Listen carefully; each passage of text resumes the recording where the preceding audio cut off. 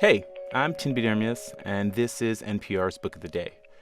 I love working out, and have come to cherish my daily ritual of gym time, but it hasn't always been that way. It took a long road to get over my discomfort in the gym, discomfort that started in the middle school locker room and led all the way into adulthood. The truth is, it hasn't always been easy for me to live in this body, in those spaces. And that's exactly the tension at the heart of a new anthology called Deconstructing the Fitness Industrial Complex: How to Resist, Disrupt, and Reclaim What It Means to Be Fit in American Culture. It's co edited by Justice Roe Williams, a trainer who himself had to learn to love the gym and his body in new ways. In this conversation with NPR's Juana, he talks about what that journey looked like and what we can all do to make gym culture more inclusive. Ever since he was young, Justice Roe Williams loved the gym, but he didn't always feel like the gym loved him back. I identify as a black man of trans experience, and I feel like being in gyms, I couldn't be whole in my body.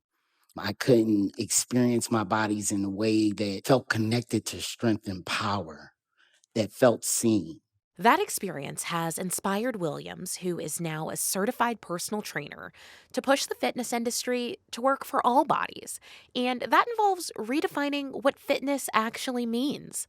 Spoiler alert, it is not about BMI or working to failure or that familiar phrase, no pain, no gain. I typically tell my clients that fitness is a relationship that we have with movement inside of our bodies, right?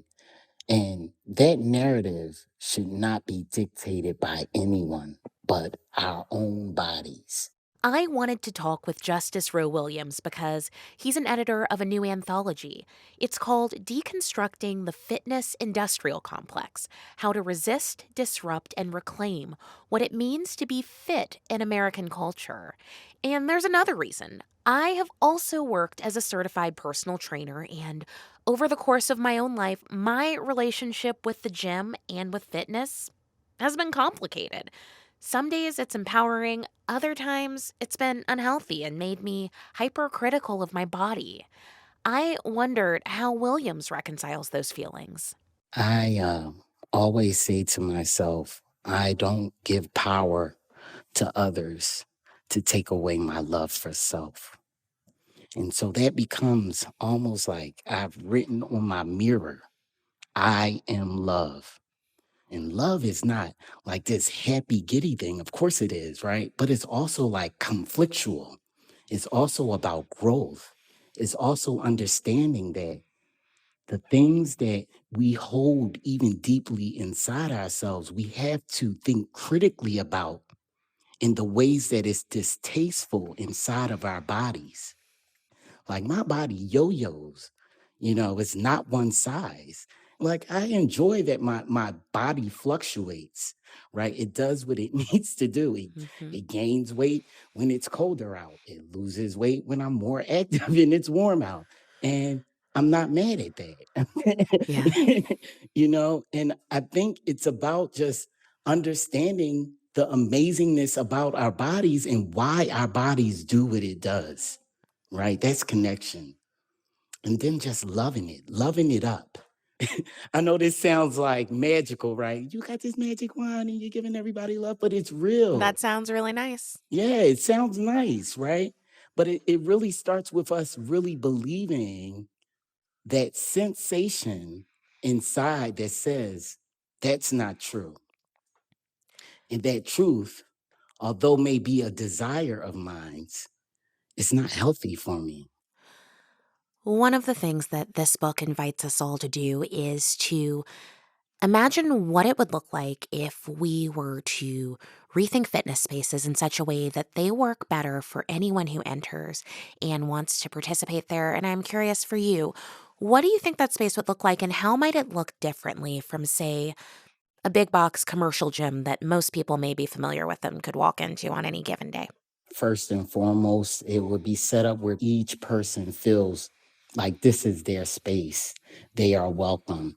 They are supported. This is a journey that the coach feels honored to be a part of. This is not a business practice to just get another dollar. I would not like to see no pain, no gain. I would love to see everybody is celebrated here, right? So that people know that when they walk in, they're not going to be judged. They're actually going to be centered in their movement practice. Everyone in the gym are open and curious and wanting to learn about all of the ways that bodies can move in spaces and not be trained in just one model of coaching. I believe that it should be spacious so that all bodies and all abilities have access and are able to utilize that space and utilize those tools for whichever movement practice they need. I feel like it should cater to the community that it is in.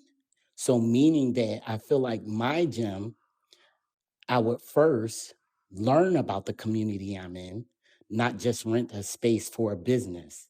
And in learning that, I would create a space that is centered around the people who would come in to let them know this is their space. Right.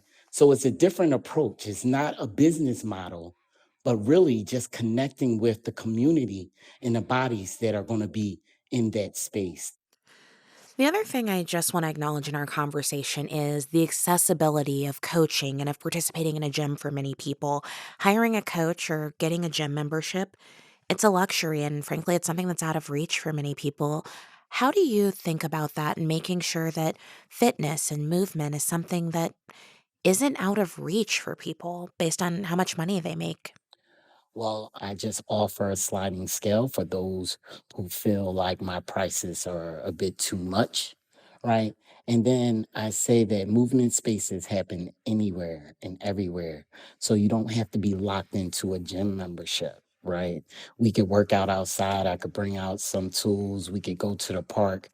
There are multiple ways that you can move that are not scripted or prescribed, and you don't have to pay. I want to end this conversation on a really practical note if we can and ask you, what is one thing that you would challenge people to do if they want to take an active role in building a fitness culture that can work better for all bodies? I would suggest that they get in contact with other spaces that are doing alternative practice, alternative work. We have to illuminate that there are lots of coaches who have created spaces that go against the existing model or fitness practices that we are all a part of, right? So I think it's not being afraid to step outside of boxes and believing that you can, right? I think those are the two important things, believing that you can, because sometimes it seems hard, right? Because we're not taught to create, we're actually taught to do the same thing as someone else. But we're all creators, and we can create a space that belongs to all bodies. Justice Roe Williams is a certified personal trainer and executive director of Fitness for All Bodies. He is also an editor of the book Deconstructing the Fitness Industrial Complex: How to Resist, Disrupt, and Reclaim What It Means to Be Fit in American Culture. Justice, thank you so much for being here. Thank you so much for having me.